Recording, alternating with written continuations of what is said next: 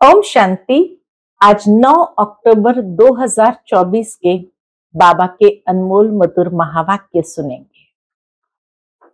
आज के बाबा की मुरली में बाबा कहे, कोई भी चीज दुनिया में जब कोई सुनाता है तो उसका अनुभव उसको होना चाहिए, ऐसे कहा जाता है, तभी उसकी बात को स्वीकार किया जाता है। परंतु यहाँ शिव बाबा हम बच्चों को 84 जन्म की सारी कहानी सुनाते हैं, सृष्टि के आदि मध्य अंत का राज बताते हैं। परंतु वंडर ये है कि शिव बाबा खुद 84 के चक्र में नहीं आते हैं। फिर कैसे सुनाते होंगे? तो बाबा कहे, बाबा ज्ञान का सागर है, इस मनुष्य सृष्टि का बीज रूप है, इसलिए उन्हें सारे वृक्ष की कथा मालूम है, तभी वो सुनाते हैं। बाकी शिव बाबा का कोई बाप नहीं, कोई टीचर नहीं, कोई गुरु नहीं। दुनिया के गुरु तो फिर भी अपने गुरुओं से पढ़े होंगे या टीचरों से पढ़े होंगे, तभी सुना सकते हैं। लेकिन यहाँ बाप को किसी से पढ़ने की आवश्यकता नहीं। तो सुनते हैं आज के बाबा के अनमोल मधुर महावाक्य। ओम शांति। मीठे बच्चे, विश्व का राज्य बाहुबल से नहीं लिया जा सकता, उसके लिए योग बल चाहिए, यह भी एक लॉ है।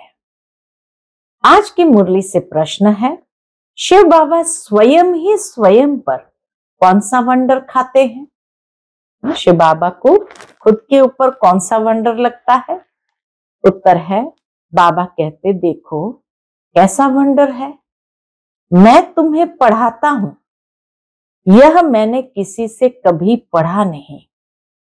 मेरा कोई बाप नहीं, मेरा कोई टीचर नहीं, गुरु नहीं, मैं सृष्टि चक्र में पुनर्जन्म लेता नहीं, फिर भी तुम्हें सभी जन्मों की कहानी सुना देता हूं।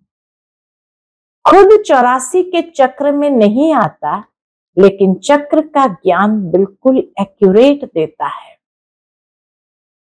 ओम शांति। रूहानी बाप तुम बच्चों को स्वदर्शन चक्रधारी बनाते हैं, अर्थात तुम इस 84 के चक्र को जान जाते हो, आगे नहीं जानते थे, अभी बाप द्वारा तुमने जाना है। 84 जन्मों के चक्र में तुम आते हो जरूर। तुम बच्चों को 84 के चक्र का नॉलेज देता हूं। मैं स्वदर्शन चक्रधारी हूं, परंतु प्रैक्टिकल में 84 जन्म के चक्र में आता नहीं हूं। तो इससे समझ जाना चाहिए, शिव बाप में सारा ज्ञान है। तुम जानते हो हम ब्राह्मण अभी स्वदर्शन चक्रधारी बनते हैं, बाबा नहीं बनते हैं। फिर उनमें अनुभव कहां से आया? जब वो जन्म और मृत्यु के चक्र में नहीं आते, फिर अनुभव कहां से आया? हमको तो अनुभव प्राप्त होता है, बाबा कहां से अनुभव लाते? जो तुमको सुनाते हैं, प्रैक्टिकल अनुभव होना चाहिए ना, तभी तो सुना सकते हैं। बाप कहते हैं, मुझे ज्ञान का सागर कहते हैं, परंतु मैं तो 84 जन्म के चक्र में आता नहीं, फिर मेरे में ये ज्ञान कहां से आया? टीचर पढ़ाते हैं तो जरूर खुद पढ़ा हुआ है ना। ये शिव बाबा कैसे पढ़ा? इनको कैसे 84 के चक्र का मालूम पड़ा, जबकि खुद 84 जन्मों में नहीं आता है? कैसे? तो बाबा कहे, बाप बीज रूप होने के कारण जानते हैं, ज्ञान का सागर है और बीज रूप होने कारण जानते हैं। खुद 84 के चक्र में नहीं आते हैं, परंतु तुमको सब समझाते हैं। यह भी कितना वंडर है। ऐसे भी नहीं बाप कोई शास्त्र आदि पढ़ा हुआ है। कहा जाता है ड्रामा अनुसार उसमें ये नॉलेज नूंदी हुई है जो तुमको सुनाते हैं। तो वंडरफुल टीचर हुआ ना, वंडर खाना चाहिए ना, इसलिए इनको बड़े बड़े नाम दिए हैं, ईश्वर, प्रभु, अंतर्यामी आदि आदि। तुम वंडर खाते हो, ईश्वर में कैसे सारी नॉलेज भरी हुई है, इसलिए लोग परमात्मा को अंतर्यामी के सब कुछ जानता है। बाबा कहे मुझे सबके अंदर विराजमान होकर जानने की जरूरत नहीं है, लेकिन मेरे में सारी नॉलेज भरी हुई है। उनमें आई कहां से जो तुमको समझाते हैं? उनको तो कोई बाप भी नहीं है जिससे जन्म लिया हो व समझा हो। तुम सब भाई भाई हो। वह एक कैसे तुम्हारा बाप है, बीज रूप है। कितनी नॉलेज बैठ बच्चों को सुनाते हैं। कहते हैं 84 जन्म मैं नहीं लेता हूं, तुम लेते हो। तो जरूर प्रश्न उठेगा ना, बाबा आपको कैसे मालूम पड़ा? बच्चों के मन में ये प्रश्न जरूर आएगा। बाबा कहते बच्चे, अनादि ड्रामा अनुसार मेरे में पहले से ही ये नॉलेज है जो तुमको पढ़ाता हूं, इसलिए ही मुझे ऊंचते ऊंच भगवान कहा जाता है। खुद चक्र में नहीं आते, परंतु उनमें सारे सृष्टि के आदि मध्यांत की नॉलेज है। तो तुम बच्चों को कितनी खुशी होनी चाहिए। उनको 84 के चक्र की नॉलेज कहां से मिली? बाबा कहे उनको 84 के चक्र की नॉलेज कहां से मिली? तुमको तो मिली बाप से।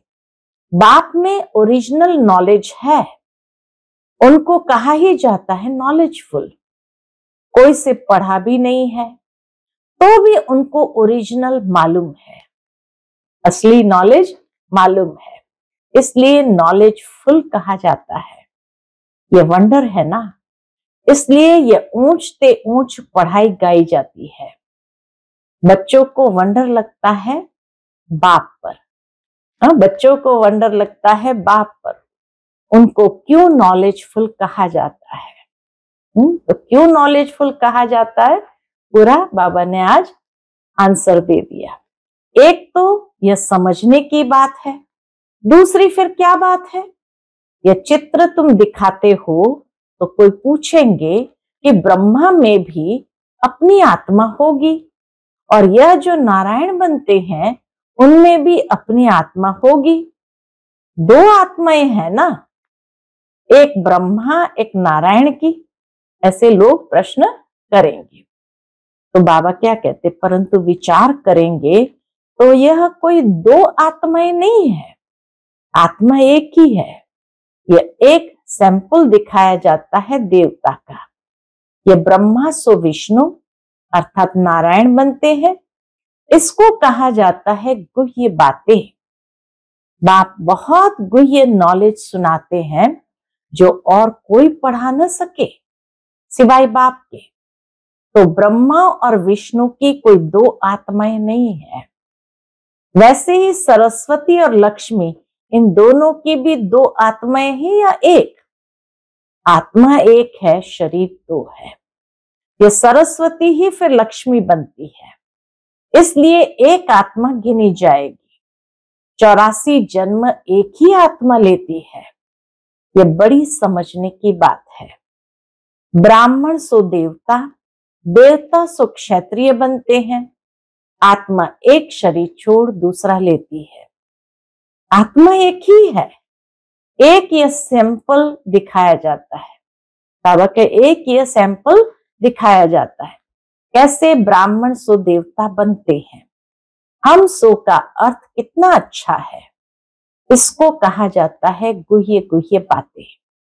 इसमें भी पहले पहले ये समझ चाहिए कि हम एक बाप के बच्चे हैं। सभी आत्माएं असुल परमधाम में रहने वाली है, यहाँ पाठ बजाने आई है। ये खेल है, बाप तुमको इस खेल का समाचार बैठ सुनाते हैं।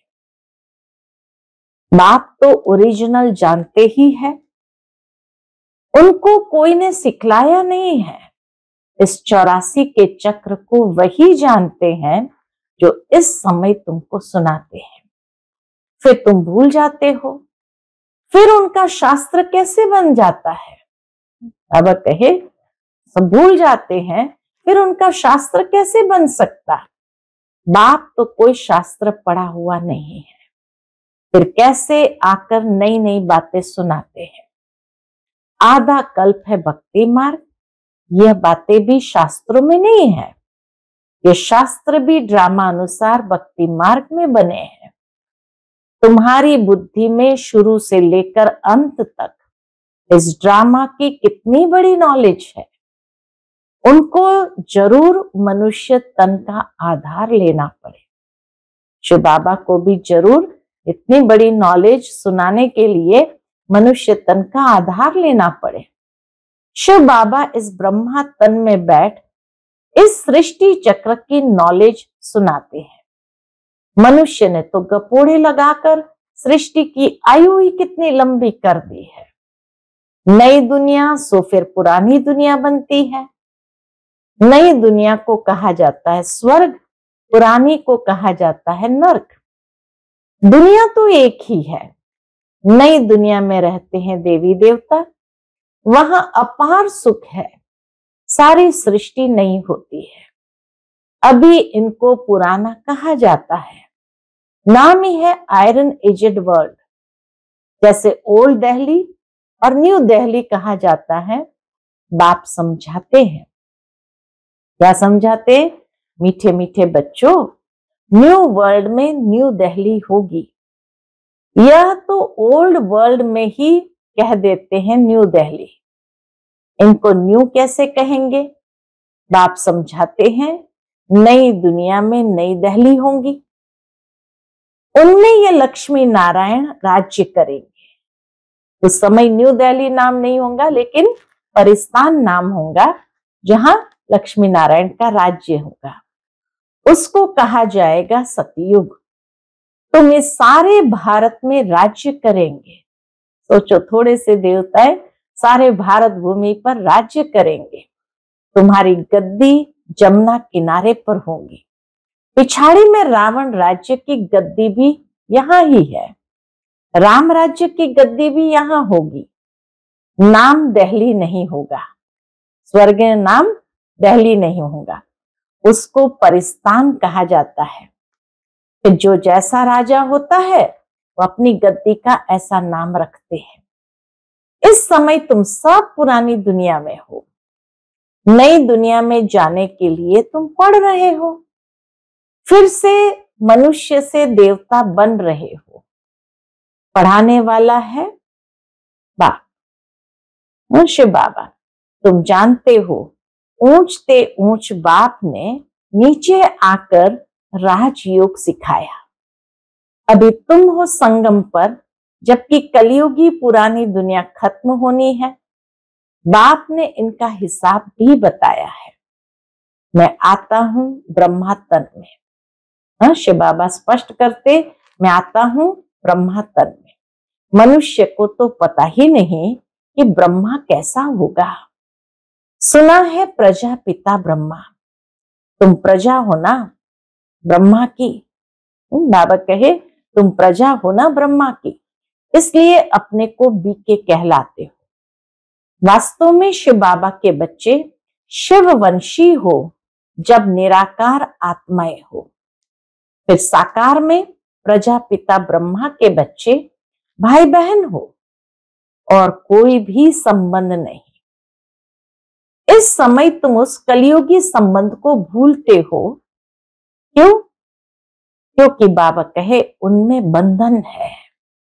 तुम जाते हो नई दुनिया में, ब्राह्मणों की चोटी होती है, चोटी ब्राह्मणों की निशानी है। तुम ब्राह्मणों का ये कुल है, वह है कलियुगी ब्राह्मण। ब्राह्मण अक्सर करके पंडे होते हैं। एक धामा खाते हैं, दूसरे ब्राह्मण गीता सुनाते हैं, अभी तुम ब्राह्मण ये गीता सुनाते हो। वह भी गीता सुनाते हैं, तुम भी गीता सुनाते हो। फर्क देखो कितना है। बाबा कहे दोनों ही गीता सुनाते, लेकिन फर्क देखो कितना है। तुम कहते हो कृष्ण को भगवान नहीं कह सकते, कृष्ण को तो देवता कहा जाता है, उनमें दैवी गुण है, उनको तो इन आंखों से देखा जा सकता है। शिव के मंदिर में देखेंगे शिव को अपना शरीर है नहीं। शिव के मंदिर में देखेंगे शिव को, उनको अपना शरीर है नहीं। वह है परमात्मा, अर्थात परमात्मा, ईश्वर, प्रभु, भगवान आदि अक्षर का कोई अर्थ नहीं निकलता। परमात्मा ही सुप्रीम आत्मा है। तुम नॉन सुप्रीम हो, सुप्रीम माना ऊंचते ऊंच, तुम नॉन सुप्रीम हो अर्थात ऊंचते ऊंच है नहीं। फर्क देखो कितना है तुम्हारी आत्मा और उस आत्मा में। फर्क देखो कितना है शिव बाबा में और हम आत्माओं में। तुम आत्माएं अभी परमात्मा से सीख रहे हो, वह कोई से सीखा नहीं है। यह तो फादर है ना, उस परमपिता परमात्मा को तुम फादर भी कहते, टीचर भी कहते और गुरु भी कहते है एक ही। और कोई भी आत्मा बाप, टीचर, गुरु नहीं बन सकती है। एक ही परमात्मा है, उनको कहा जाता है सुप्रीम। हर एक को पहले फादर चाहिए। बाबा कहे हर एक को पहले फादर चाहिए, फिर टीचर चाहिए, फिर पिछाड़ी में चाहिए गुरु। बाप भी कहते हैं मैं तुम्हारा बाप भी बनता हूं, फिर टीचर बनता हूं और फिर मैं तुम्हारा सदगति दाता, सतगुरु भी बनता हूं। सदगति देने वाला गुरु है ही एक, बाकी तो गुरु अनेक है। बाप कहते हैं मैं तुम सबको सदगति देता हूं, तुम सब सतयुग में जाएंगे, बाकी सब चले जाएंगे शांति धाम, जिसको परम धाम कहते हैं। सतयुग में आदि सनातन देवी देवता धर्म था, बाकी कोई धर्म है नहीं, और सभी आत्माएं चली जाती है मुक्ति धाम। सदगति कहा जाता है सतयुग को। पाठ बजाते बजाते फिर दुर्गति में आ जाते हैं। तुम ही सदगति से फिर दुर्गति में आते हो। तुम ही पूरे 84 जन्म लेते हो, यथा राजा रानी तथा प्रजा जो उस समय होंगे। 9 लाख तो पहले आएंगे, 84 जन्म 9 लाख तो लेंगे ना, फिर दूसरे आते रहेंगे।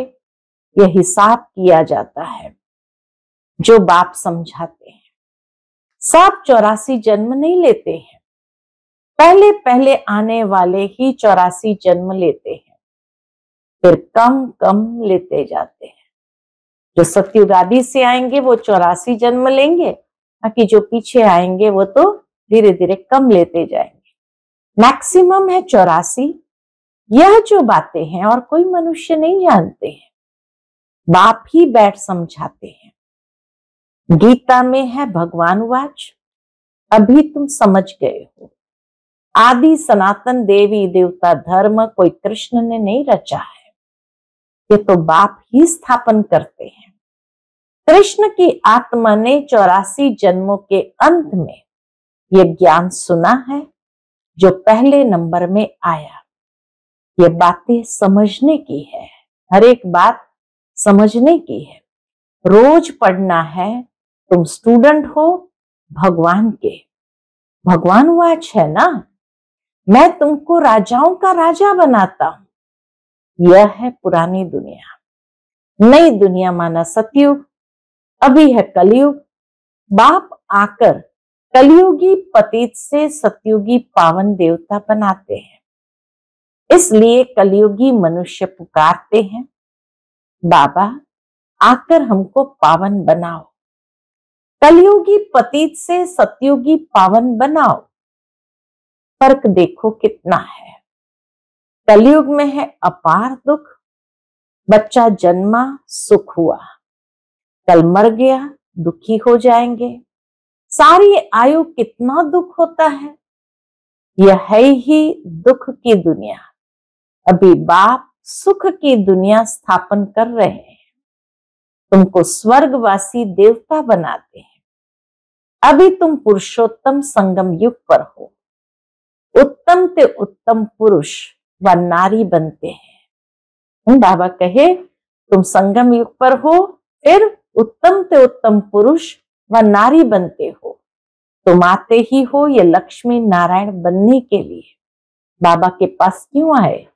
बाबा कहे ये लक्ष्मी नारायण बनने के लिए। स्टूडेंट टीचर से योग रखते हैं क्योंकि समझते हैं इन द्वारा हम पढ़कर फलाना बनेंगे। यहां तुम योग लगाते हो परम पिता परमात्मा शिव से, जो तुम्हें देवता बनाते हैं। कहते हैं मुझ अपने बाप को याद करो, जिसके तुम शालिग्राम बच्चे हो। अपने को आत्मा समझ बाप को याद करो, वही नॉलेजफुल है। बाप तुम्हें सच्ची गीता सुनाते हैं, परंतु खुद पढ़ा हुआ नहीं है। कहते हैं मैं किसका बच्चा नहीं, कोई से पढ़ा हुआ नहीं हूं, अर्थात मेरा कोई टीचर नहीं और मेरा कोई गुरु नहीं। मैं फिर तुम बच्चों का बाप टीचर गुरु हूं। उसका कोई बाप टीचर गुरु नहीं, लेकिन वह हम सब आत्माओं का बाप टीचर गुरु है। उनको कहा जाता है परम आत्मा। इस सारे सृष्टि के आदि मध्य अंत को जानते हैं। जब तक वह न सुनावे तब तक तुम आदि मध्य अंत को समझ न सको। इस चक्र को जानने से तुम चक्रवर्ती राजा बनते हो। तुमको ये बाबा नहीं पढ़ाते, ब्रह्मा बाबा नहीं पढ़ाते, इसमें शिव बाबा प्रवेश कर आत्माओं को पढ़ाते हैं। यह नई बात है ना, यह होते ही है संगम पर। पुरानी दुनिया खत्म हो जाएंगी, किसकी दबी रही धूल में किसकी राजा खाए। बच्चों को कहते हैं बहुतों का कल्याण करने लिए, फिर से देवता बनाने के लिए ये पाठशाला म्यूजियम खोलो, जहां बहुत आकर सुख का वर्षा पाएंगे। अभी रावण राज्य है ना, राम राज्य में था सुख, रावण राज्य में है दुख, क्योंकि सब विकारी बन गए हैं। वह है ही निर्विकारी दुनिया। बच्चे तो इन लक्ष्मी नारायण आदि को भी है ना, परंतु वहां है योग बल। बाप तुमको योग बल सिखलाते हैं। योग बल से तुम विश्व के मालिक बनते हो। बाहुबल से कोई विश्व का मालिक बन न सके। लॉ नहीं कहता, ये सृष्टि चक्र का कायदा नहीं है। तुम बच्चे याद के बल से सारे विश्व की बादशाही ले रहे हो।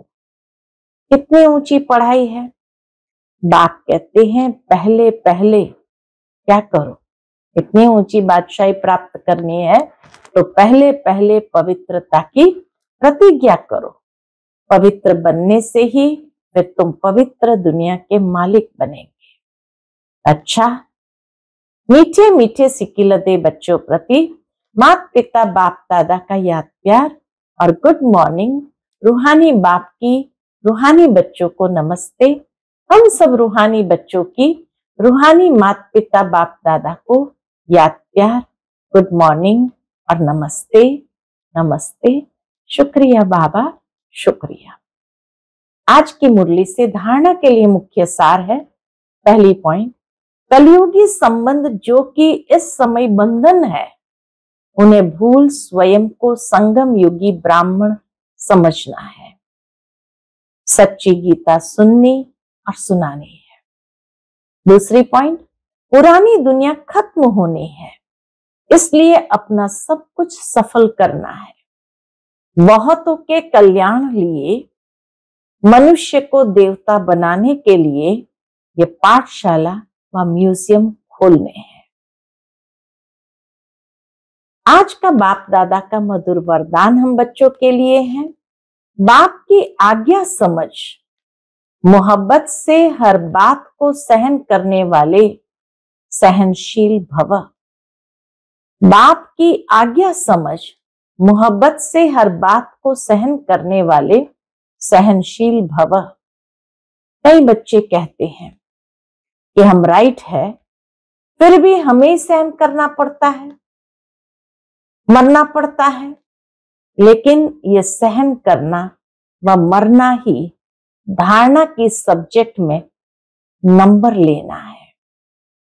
इसलिए सहन करने में घबराओ नहीं, सहन करने से ही नंबर आगे मिलेगा। कई बच्चे सहन करते हैं, लेकिन मजबूरी से सहन करना और मोहब्बत में सहन करना, इसमें अंतर है। बातों के कारण सहन नहीं करते हो, लेकिन बाप की आज्ञा है सहनशील बनो। तो आज्ञा समझ मोहब्बत में सहन करना अर्थात स्वयं को परिवर्तन कर लेना, इसकी ही मार्क्स है। आज का स्लोगन है, जो सदा खुशी की खुराक खाते हैं वह तंदुरुस्त रहते हैं। जो सदा खुशी की खुराक खाते हैं वह तंदुरुस्त रहते हैं। अच्छा, ओम शांति।